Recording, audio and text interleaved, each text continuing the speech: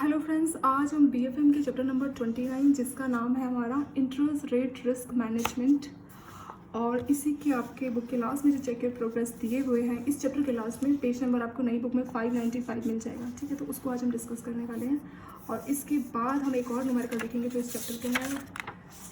इस न्यूमेरिकल हम डिस्कस करेंगे। इसके बाद लिवरेज रेशो के ऊपर एक न्यूमेरिकल यहाँ दिया हुआ है और इस सबका मैं आपको केस स्टडी काफ़ी टाइम पहले नहीं रिसेंटली जो मैंने बीएफएम का केस स्टडी अपलोड किया वहाँ भी करवाया था। तो ये आपका बुक में भी इस वाले जो है एग्जांपल मतलब इस वाले न्यूमेरिकल को डिस्कस करेंगे, पर उससे पहले इसका चेक प्रोग्रेस पे हम आ जाते हैं। देखिए, पहला क्वेश्चन आपका फिलअप से ये change in interest rate also affect the underlying value of bank. तो देखिए, भले ही आपको बुक में फिलअप फॉर्म में दिया, आपके एग्जाम में फिलअप नहीं पूछे जाते, फिलअप्स नहीं आते, ठीक है, एमसीक्यू पर ये जो कंसेप्ट है इसी कंसेप्ट को मतलब ये लोग क्या करते हैं, अगर आपको कंसेप्ट पता है कि क्या हो रहा है, क्या बोल रहा है, अगर आप कंसेप्ट समझ गए तो आप आसानी से जो है इसके ऊपर बने हुए एमसीक्यू को रिप्लाई कर सकते हैं। ठीक है, तो इसीलिए चेक किया प्रोग्रेस आपके लिए इंपॉर्टेंट है। भले ही आपको फिलअप फॉर्म में दिए हैं तो एग्जाम में आपको अगर ये कंसेप्ट समझ में आता है कि ऐसा क्यों हमने फिल किया, ऐसा क्यों है, तो वो मैं आपको सच बताती चल रही हूँ कि ऐसा क्या है, किसकी वजह से ये आंसर है, तो उससे आपके एमसीक्यूज भी आसानी से आप इसको कर सकते हैं। सो पहला है changes in interest rate also affect the underlying value of bank assets और लायबिलिटी। अगर इंटरेस्ट रेट चेंज होता है तो बैंकों के जो असेट्स और लायबिलिटीज़ है उनका जो वैल्यू वो चेंज होगा। सही बात है। मान लीजिए इंटरेस्ट रेट 8 था, वो चेंज हो गया 9% हो गया या कम हो गया 7% हो गया, तो 8 से या 9 हो जाएगा या 7 हो जाएगा। तो जो असेट्स है, असेट यानी जितने भी लोन है उनको असेट बोलते हैं। असेट मतलब जिसके थ्रू बैंक अर्निंग करता है, लायबिलिटी मतलब जिसके थ्रू बैंकों को पैसा देना है। तो जितने भी डिपॉजिट है, चाहे सेविंग बैंक, आरडी, एफडी, इसमें बैंक क्या करता है, सेविंग बैंक में 3 या 3.5% जो भी रेट चल रहा होता है, एफडी में 6 या 7% और आरडी में 5 या 5.5%। तो ऐसा करके बैंक उसमें इंटरेस्ट पे करता है। तो लायबिलिटीज में बैंकों को इंटरेस्ट पे करना होता है और असेट्स में बैंकों को इंटरेस्ट अर्न करते हैं बैंक। कैसे? हाउसिंग लोन 8 या 8.5%, कार लोन 7% आप मान लीजिए, पर्सनल लोन 10% मान लीजिए। तो इसमें बैंक क्या कर रहा है, अर्न कर रहा है। और हमेशा जो लायबिलिटी में बैंक पे करता है यानी एफडी आरडी वो हमेशा कम रहता है जो असेट में बैंक अर्न करता है। जैसे देख लीजिए, पर्सनल लोन 10 या 12% होगा, लेकिन अगर वही पैसा अगर हम बोले कहाँ से आया, या तो वो आरडी का होगा या एफडी का होगा जो कि 6 या 7% होगा, इससे ज़्यादा तो नहीं होगा। तो 4-5% का जो गैप है वही बैंकों का प्रॉफिट रहता है। ठीक है, तो वही बोला कि अगर इंटरेस्ट रेट चेंज होता है तो बैंकों का जो असेट्स और लायबिलिटी का कितना वैल्यू क्या हुआ कि बैंकों के पास 1000 करोड़ के असेट है। 1000 करोड़ के असेट कैसे हो गए कि 100 करोड़ का हाउसिंग लोन, 100 करोड़ का एजुकेशन लोन, 100 करोड़ का पर्सनल लोन, 100 करोड़ का क्रेडिट कार्ड, कुछ भी ऐसा मतलब सबको ऐड कर लीजिए जो भी लोन है मतलब। ठीक है, तो 1000 करोड़ ऐसी लायबिलिटी मतलब सेविंग बैंक का पैसा, एफडी आरडी का पैसा, उनको जोड़ लीजिए। तो इंटरेस्ट रेट जो चेंज होगा इसका वैल्यू भी चेंज हो जाएगा। ठीक है, वही बोलना चाह रहा था इसमें। Second, rise in interest. So यहाँ है आपका कि अगर इंटरेस्ट रेट राइज हो रहा है तो आपका जो मैच्योरिटी वैल्यू है आपका, सॉरी मार्केट जो वैल्यू है आपका असेट लायबिलिटी वो डिक्रीज होगा, और अगर इंटरेस्ट रेट फॉल हो रहा है तो इंक्रीज, यानी जिसका अपोजिट बोल रहा है कि अगर इंटरेस्ट रेट बढ़ेगा तो जो मार्केट वैल्यू है हमारे असेट लायबिलिटी का तो वो कम होगा, और अगर इंटरेस्ट रेट कम होगा तो ये बढ़ेगा। ये इन्वर्स आपका बोला हुआ है, क्योंकि अगर इंटरेस्ट रेट बढ़ रहा है तो ऑलरेडी जो हमारी असेट्स और लायबिलिटी है उसका मार्केट वैल्यू कम होगा, क्योंकि जो नए वाले लोन है उसका इंटरेस्ट रेट ज़्यादा रहेगा, और कन्वर्जन वाले में यही वाला बात हो गया। तीसरा है आपका the gap is the difference between the amount of assets and liabilities on which interest rate reset during a given period. तो गैप क्या होता है कि जो भी हमारे असेट्स हैं और जो भी हमारी लायबिलिटीज़ है, ठीक है, उनका जो डिफरेंस है, ठीक है, असेट्स और लायबिलिटीज़ का जो डिफरेंस है, उनका जो इंटरेस्ट रेट सेट हो रहा है किसी टाइम ड्यूरेशन में, और इंटरेस्ट रेट सेट होने की वजह से उनका जो डिफरेंस आ रहा है कि कितने असेट हो गए, कितने लायबिलिटीज़, जब वो रिसेट किए जा रहे हैं तो वो आ गया क्या गैप। मतलब इंटरेस्ट रेट, असेट्स और लायबिलिटीज़ का इंटरेस्ट रेट रीसेट किया जाता है किसी टाइम ड्यूरेशन में, तो वो जो गैप होता है उसको बोला जाता है, उनका जो डिफरेंस होता है उसको बोला जाता है गैप। चौथा है हमारा mismatch occurs when asset and liability fall due for repricing in different. Mismatch कब होगा? रिप्राइसिंग का क्या मतलब है? देखिए, रिप्राइसिंग से पहले इसका मतलब समझते हैं प्राइसिंग का क्या मतलब है। प्राइसिंग होता है इंटरेस्ट रेट, ठीक है, तो रिप्राइसिंग क्या है, यानी कि दोबारा से इंटरेस्ट रेट चेंज करना।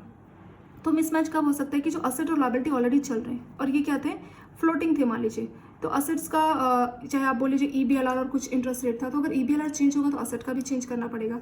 तो रीप्राइसिंग अलग अलग टाइम ड्यूरेशन में हो रही है कि असेट्स कभी चेंज हो रहे हैं और लायबिलिटीज़ कभी और चेंज हो रही है। लायबिलिटीज़ ईयरली चेंज हो रही है ऐसे आप कुछ बोल सकते हैं, और असेट्स कभी और चेंज हो रहा है, तो उनका जो अलग अलग टाइम ड्यूरेशन में उनका रीप्राइसिंग होता है। रीप्राइसिंग हो गया इंटरेस्ट रेट चेंज करना, अलग अलग टाइम ड्यूरेशन में इंटरेस्ट रेट चेंज हो रहा है उसको बोलते हैं रीप्राइसिंग, और उससे मिसमैच होता है। असेट और लायबिलिटी का इंटरेस्ट रेट अलग अलग टाइम ड्यूरेशन में चेंज हो रहा है। जब असेट का चेंज हो रहा है तब लायबिलिटी का नहीं हो रहा, या जब लायबिलिटी का हो रहा है तब असेट का नहीं हो रहा। पांचवा आ गया economic value of bank can be view as a present value of bank expected net cash flow. So किसी बैंक की इकोनॉमिक वैल्यू क्या बोलोगे कि कितना बैंकों का कैश फ्लो एक्सपेक्ट किया जा रहा है, तो उन सबका जो वैल्यू है वो क्या हो जाएगा, economic value of a bank. 6 हो गया अ नेगेटिव और लायबिलिटी सेंसिटिव गैप। देखिए नेगेटिव और लायबिलिटी सेंसिटिव गैप तब बोलते हैं जब बैंकों की लायबिलिटी ज़्यादा हो असेट से। नेगेटिव गैप मतलब लायबिलिटी ज़्यादा है, लायबिलिटी मतलब जो हमें पे करनी है, जो हमें पे करनी है वो ज़्यादा है, तो नेगेटिव गैप हो गया। ऐसे एक पॉजिटिव गैप होता है, उसको बोलते हैं जब हमारा असेट ज़्यादा हो लायबिलिटी के कंपैरिजन में। जब असेट हमारा लायबिलिटी के कंपैरिजन में ज़्यादा हो तो वो गैप क्या होता है, पॉजिटिव गैप, और उसको बोलते हैं असेट सेंसिटिव गैप। ठीक है, सो एसेट सेंसिटिव गैप कब होगा, जब हमारे असेट्स लायबिलिटी से ज़्यादा होंगे। 7th है estimated derive from a standard duration generally focus on just one form of interest rate repricing. So करते क्या है कि स्टैंडर्ड ड्यूरेशन से एक मतलब हम फोकस करते हैं कि इंटरेस्ट रेट का एक्सपोजर कैसा रहेगा, यानी कि जो रिप्राइसिंग रिस्क है। अभी रिप्राइसिंग क्या है, हमने ऊपर देखा था कि इंटरेस्ट रेट क्या है, चेंज हो रहा है, वो होता है रिप्राइसिंग। मतलब पहले आप इंटरेस्ट रेट कुछ कर रहे थे क्योंकि फ्लोटिंग था, तो अभी वो कुछ और हो गया है, जैसे EBLR प्लस कुछ स्प्रेड है तो EBLR चेंज हो गया है। EBLR होता है एक्सटर्नल बेंचमार्क लेंडिंग रेट, ठीक है, तो EBLR रेट चेंज हो गया तो इसकी वजह से आपका जो टोटल रेट है वो कम हो गया, ये ज़्यादा हो गया, तो होता है रिप्राइसिंग रिस्क। तो इससे आप एस्टिमेट ड्राइव करके जो है फोकस कर सकते हैं किस टाइप का इंटरेस्ट रेट होगा, कितना, इससे आप अपने रिप्राइसिंग रिस्क से बच सकते हैं। 8वां क्या है, interest rate risk can be manage by matching repriceable asset with. तो जो हमारे रिप्राइजेबल असेट है वो असेट जिनका इंटरेस्ट रेट चेंज होने वाला है, और जो लायबिलिटीज जिसका इंटरेस्ट रेट चेंज हो रहा है, अगर उनको हम आपस में मैच कर ले कि कौन कौन सा असेट का इंटरेस्ट रेट चेंज होने वाला है, कौन सी लायबिलिटीज का, अगर उनको मैच कर ले तो इससे इंटरेस्ट रेट रिस्क को आप मैनेज कर सकते हैं। ठीक है, हमारे असेट्स कौन कौन से चेंज हो रहा है, कौन सी लायबिलिटीज का इंटरेस्ट रेट चेंज हो रहा है, तो उनको मैच करके हम मैनेज कर सकते हैं अपने इंटरेस्ट रेट रिस्क को। 9th हो गया हमारा proliferation of NPA result in increasing maturity mismatch. तो हो क्या रहा है कि बहुत ज़्यादा NPA बढ़ता जा रहा है, NPA बढ़ता जा रहा है तो क्या होगा कि जो FD है मतलब उनका पैसा, तो पैसे के लिए तो कस्टमर आ जाएंगे लेकिन लोन का पैसा नहीं आ रहा क्योंकि NPA हो गया, कस्टमर EMI वो सब पे करना बंद कर दिए, तो इससे जो हमारा हो जाएगा मैच्योरिटी मिसमैच। ठीक है, अभी क्या है उसका जो मैच्योरिटी डेट आ गया FD का, पर यहाँ से पैसा पूरा नहीं हो पाया। ठीक है, इस तरह का दिक्कत हो सकता है, या लोन टाइम पे क्लोज नहीं हो पा रहा, NPA हो गया, तो जब पैसा आएगा तभी तो हम लोन को क्लोज करेंगे ना, तो ये सब हमारा मैच्योरिटी मिसमैच हो गया। 10th और लास्ट क्वेश्चन है इस वाले आपके चेक योर प्रोग्रेस का कि the adverse impact on net interest income due to mismatch की वजह से जो हमारा नेट इंटरेस्ट इनकम का जो गैप आ रहा है, NII के ऊपर आपको प्रॉपर केस स्टडी पूछते हैं। मैंने आपका BFM का जो नया प्लेलिस्ट है वहाँ पे एक केस स्टडी आपका डाला है, उसको आप देखिए। इस चैप्टर में से आप वो वाला केस स्टडी एक्सपेक्ट कर सकते हैं, वो पूछा भी गया रिसेंटली, और पहले भी मैंने केस स्टडी जो अपलोड किया था पुराना जो BFM का वीडियो, वहाँ भी आपको इसका केस स्टडी मिला। दोनों को आप देखिए, बहुत ज़रूरी है, बहुत इंपॉर्टेंट है। तो इस वाले को कैसे आप कर सकते हैं मिनिमाइज, आप टॉलरेंस मतलब हर किसी का एक लिमिट आपने सेटअप कर दिया इंटरेस्ट रेट सेंसिटिव जो गैप है उसका, कि हम इस गैप तक को हम टॉलरेंट करेंगे, तो उससे आप अपना NII के एडवर्स इम्पैक्ट से बच सकते हैं, यही इसमें है। और अगर बात करें तो इंटरेस्ट रेट रिस्क ये भी आपका पूछ सकते हैं। बेसिस रिस्क क्या हो गया कि इंटरेस्ट रेट में जो आपके असेट्स हैं और जो लायबिलिटीज़ है वो इंटरेस्ट से अलग अलग मैग्नीट्यूड में चेंज हो रहे हैं, वो हो गया हमारा बेसिस रिस्क। इमीडिएट मतलब टाइम से पहले ही कस्टमर ने प्री मैच्योर अपना डिपॉजिट या प्री मैच्योर लोन कर लिया तो पैसा अचानक से हमें देना पड़ जाएगा टाइम से पहले। ठीक है, प्री मैच्योर वो होता है इमीडिएट, ये बहुत पूछते हैं, ये बहुत इंपॉर्टेंट है। कई बार आपको एक नंबर का ऐसे ही बीच में ये वाला क्वेश्चन दिख जाता है। गैप क्या हो गया, गैप मतलब जो हमारे असेट्स और लायबिलिटी का इंटरेस्ट रेट सेट करने से जो भी डिफरेंस क्रिएट हुआ है वो हो गया हमारा गैप। इंटरेस्ट रेट रिस्क मतलब इंटरेस्ट रेट में बहुत ज़्यादा चेंज आ रहा है, बहुत ज़्यादा वेरिएशन आ रही है, वो होता है इंटरेस्ट रेट, तो ये भी पूछ सकते हैं। और जो आपको मैंने बोला ना नेट इंटरेस्ट इनकम का केस स्टडी, वो आप देखिए, वो भी इसमें से बहुत ज़्यादा पूछे जाते हैं इस वाले चैप्टर में से। रीप्राइसिंग गैप के ऊपर प्रॉपर एक केस स्टडी है, वो भी आपको मिल जाएगा गैप के ऊपर, ये आप अपना केस स्टडी में आपको मिल जाएगा। DGAP ये अब देख लेते हैं। DGAP हो गया आपका मॉडिफाइड ड्यूरेशन गैप। ठीक है, gap of D, modified duration का गैप। तो इसके लिए एक सिंपल सा फॉर्मूला याद कर लीजिए। DGAP का फॉर्मूला होता है modified DA minus W multiply by modified DL। तो ये W क्या है, DA क्या है, मॉडिफाइड और मॉडिफाइड DL ये सब दिया है। W का मतलब हो गया आपका RSL डिवाइडेड बाय RSA, यानी कि rate sensitive liability divided by rate sensitive asset, ये दोनों वैल्यू आपको गिवन होगी, तो आप W निकाल सकते हैं। डीए क्या होता है, यहाँ पे हमने देखा ना मॉडिफाइड डीए। मॉडिफाइड डीए हो गया कि weighted average modified duration of asset, तो हमारे जो मॉडिफाइड ड्यूरेशन ऑफ असेट है उनका वेटेड एवरेज कितना है। ऐसे डीएल हो गया weighted average modified duration of liabilities की जो लायबिलिटीज़ है उनका वेटेड एवरेज ड्यूरेशन कितना हो गया। तो ये वाला आपका बहुत इंपॉर्टेंट है। इस तरीके का मैंने आपको एक क्वेश्चन आपको केस स्टडी में प्रोवाइड करा रखा है, आप चाहे तो वहाँ से भी देख सकते हो। एक और क्वेश्चन हम इस बुक में भी दिया है, उसको भी डिस्कस करेंगे, ठीक है। तो डीजीएपी का आपको फॉर्मूला याद करना पड़ेगा ये, और ये सारी वैल्यूज आपको गिवन होती है। और इसमें आपको एक लिवरेज रेशो करके भी दे रखा है, लिवरेज रेशो भी कई बार पूछ लेते हैं, ये भी इंपॉर्टेंट टर्म है। ये आपका एक एग्जांपल है, एक आप न्यूमेरिकल समझ सकते हैं। इसको देखिए, इसमें आपको नेटवर्थ दिया है 1350। आरएसए क्या होता है, अभी हमने देखा था ना यहाँ पे। आरएसए का फुल फॉर्म होता है rate sensitive asset. So rate sensitive asset का वैल्यू इतना दिया हुआ है 18,251। रेट सेंसिटिव लायबिलिटी का दे रखा है 18,590। मॉडिफाइड ड्यूरेशन गैप, अब आपका डीए यानी weighted average duration of asset आपको ये दे रखा है, और weighted average duration of liability आपको ये दिया हुआ है। चलिए अब आपको क्या कैलकुलेट करना है, अब हमें मॉडिफाइड ड्यूरेशन गैप कैलकुलेट करना है। तो डीजीएपी का फॉर्मूला अभी हमने पहले पेज में क्या याद किया था, अभी हमने देखा था ना यहाँ पे, ये था formula modified DA minus W into modified DL, ठीक है। तो पहले फॉर्मूला लिख लेते हैं, DA minus W into DL, ये फॉर्मूला है। तो इसके लिए पहले हमें डब्ल्यू निकालना पड़ेगा, डब्ल्यू यानी वेट, कि आपका डब्ल्यू है।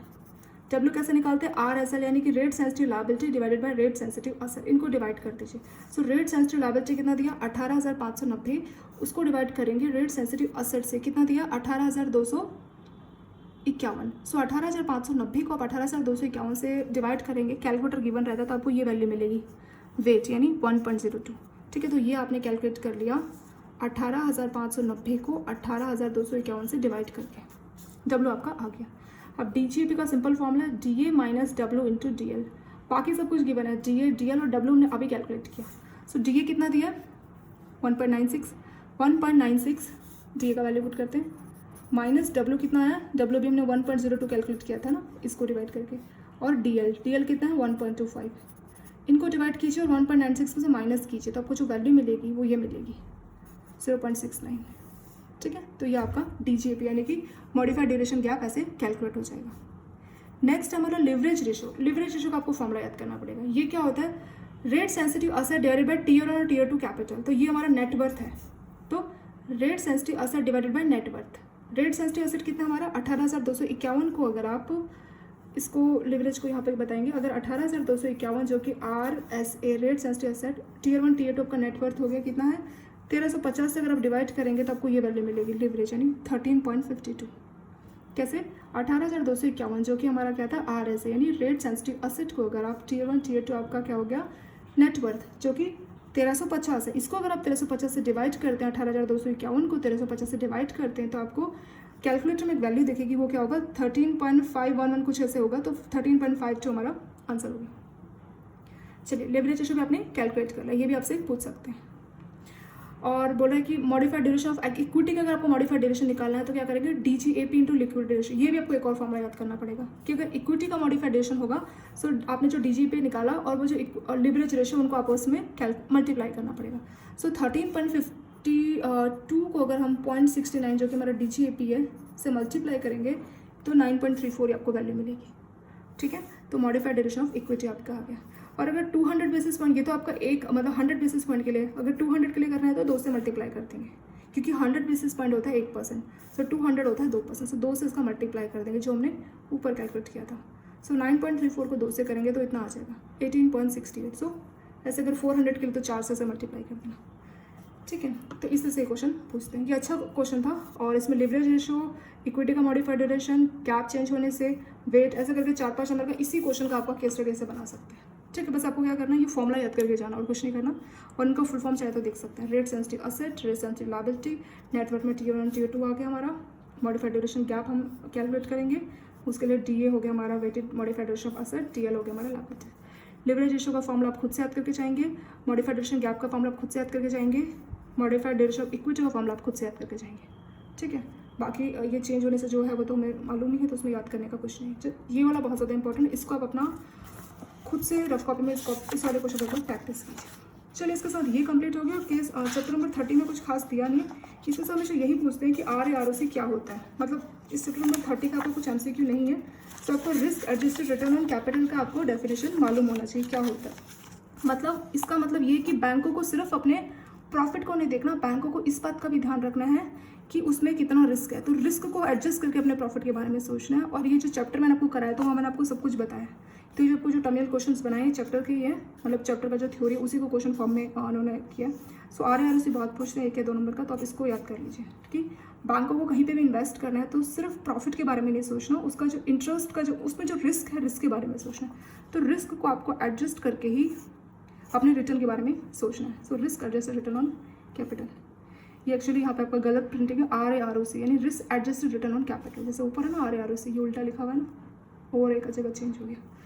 चलिए इसको आप देख लीजिए, यही थ्योरी है। और आपका BFM के जितने भी क्वेश्चंस थे हमने चैप्टर नंबर 30 तक के डिस्कस कर लिए। जो केस स्टडी आपको मिल जाएगा, केस स्टडी अलग से उसको भी देखिए और इसके बाद देख लीजिए। और thank you so much for watching this video.